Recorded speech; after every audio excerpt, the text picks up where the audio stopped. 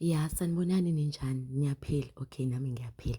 Ngiyakhumbula umthetho uthini wale ekhaya uthi mengabe ungena uyacophoza upresse ulike bese ushiya i-comment noma ngabe ithini. Okay-ke nginiphathele iy'ndaba namhlanje ezimayelana noJulius Malema lo we-EFF. Sekudume i-IFP le khana lami ngiyaxolisa. Ngi-MK mina ngiyahlala ngi-action, sorry, ngi-Kiss Party.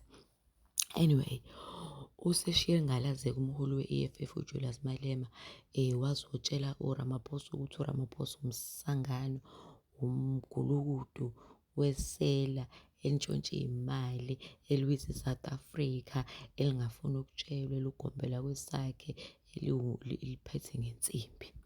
Wathi uJulius Malema uyamkhumbula uPresident Zuma. Uzokhumbula phela ukuthi uMalema noZuma yayingabhekani. Bembiza ngesela, bembiza ngayo yonke into.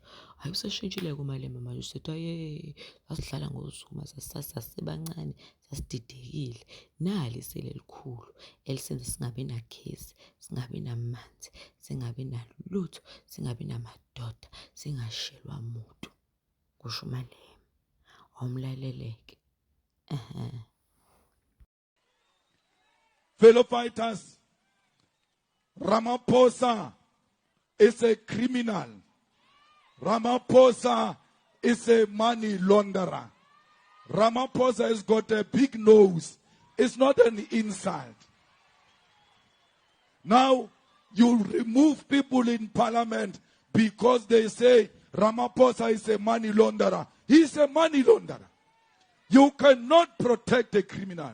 Which president takes money and put it in the sofas and in the mattress? We used to fight with Zuma and said Zuma is the most corrupt man in the whole world until we met Mr. Big Nose. That thing is worse than Jacob Zuma. Hey, the guy can steal you.